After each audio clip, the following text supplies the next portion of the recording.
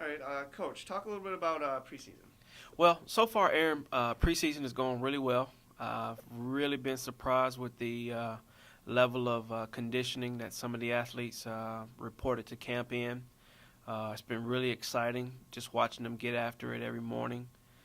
So thus far, if I had to give them a grade, I'd say we're probably, we're probably at B plus level. As a coach, you're never satisfied, but so far they're working pretty hard, and I have very few complaints.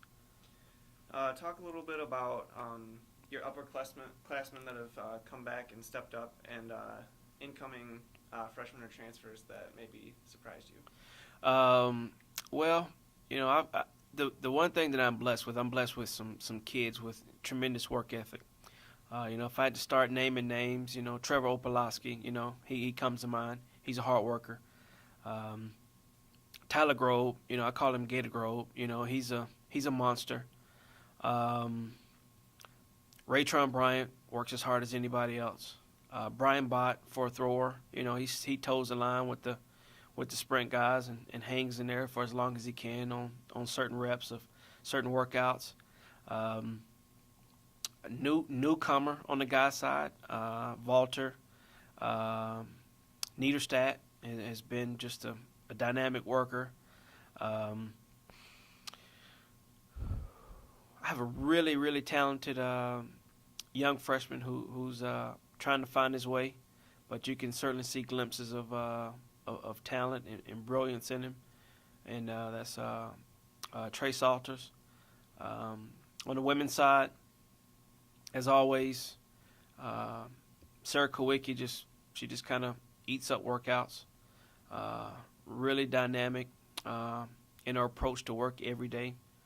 Um, Diamond Taylor leads a lot of reps in that group. Kelsey Bartolone, who was injured for a good part of last year, it's really good to see her working back at full strength. She's someone that we count on a lot, and this year she's come out and has stayed healthy thus far, and that's the key for us is just trying to keep her healthy. To look at some of my jumpers, Lauren Little has shown significant improvement um, from last year to this year in terms of her level of intensity that she brings to training every day. Siobhan Roberson, she's a hard worker.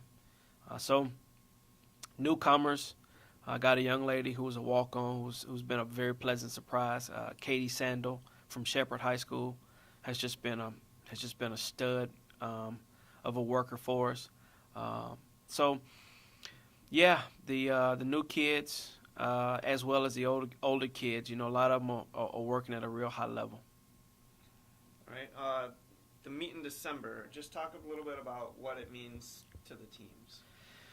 Well, for me, it's sort of a glorified time trial, really, just to kind of see where the kids are before we go into Christmas break. It's also fun just to allow the kids to get out there and compete because we practice and condition for so many months that for athletes, that's the thrill of what they do is competition. That's kind of what you all these hours of practice that you put into is to get out there and compete. So for them, I'm excited for them that they get a chance to get out there and get that first meet underway, um, and give themselves an early test to see where they are, so that we know what work we got to put in place to be successful as we head into the meat of the season. All right, any final thoughts that you want to kind of summarize fall conditioning, any athletes, or in general about the team? No, not a lot, Aaron. Just that the kids have really brought a lunch pail, blue collar type attitude to work every day. That's what we're going to need to be successful in this ultra competitive GLIAC league. So as long as they continue doing that, I certainly see progress. When I talk with former athletes from the team that come by and stop in at practice, they like what they see. They see a different culture. They see the change that we're trying to make, and so right now I feel like we're on the right track, but the season hasn't started yet either. So right now it's just about continuing to work hard and put together some good structure as we head into the season.